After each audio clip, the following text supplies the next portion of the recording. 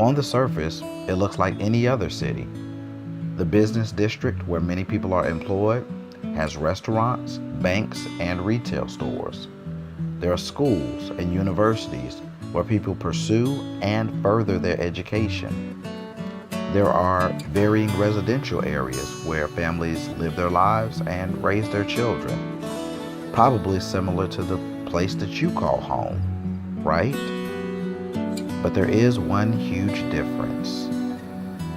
The public water here is unsafe. In 2014, to cut costs, the local government decided to switch from Lake Huron as a water supply to the Flint River.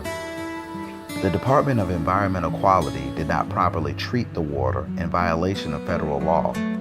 Lead and impurities in the water made it unsafe to cook with, to bathe with, and even made it unsafe to drink. At one time, the Flint water crisis garnered a great deal of media attention from news outlets, politicians, celebrities, and even former President Barack Obama. And that's why I'm here, to tell you directly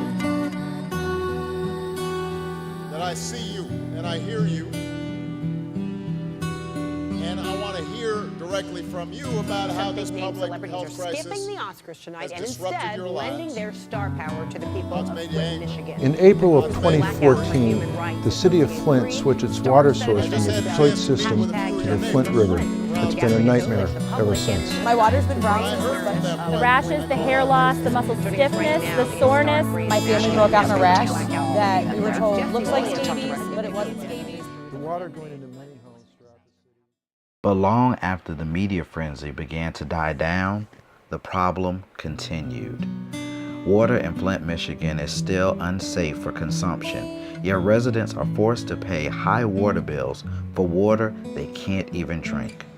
Thankfully, there are people who are still willing to help, many of whom even get their small children involved. Pass out the water Pass out the water to who? to the other people that have dirty water, and we'll give them clean water. Very good.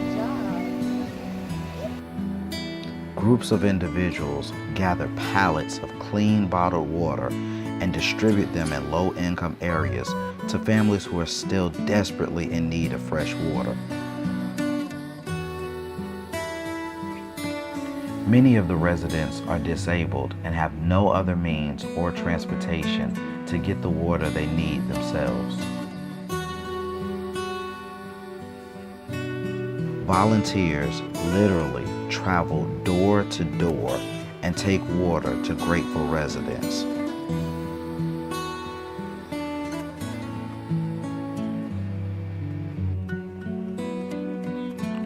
When residents were not home, a case of water would be left on their doorstep for them when they returned.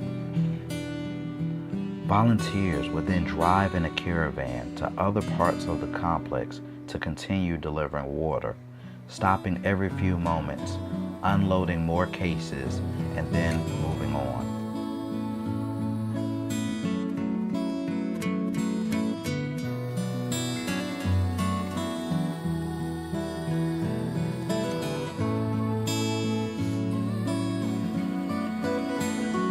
Many of the homes are abandoned and stand only as remnants of families who left Flint behind for the betterment of their families and for their health.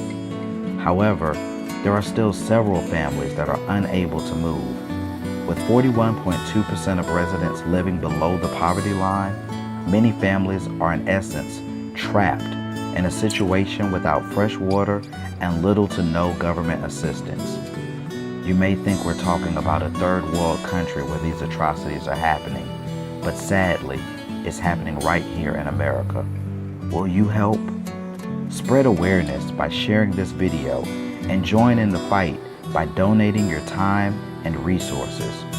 One person can make a difference, but everyone working together can change the world.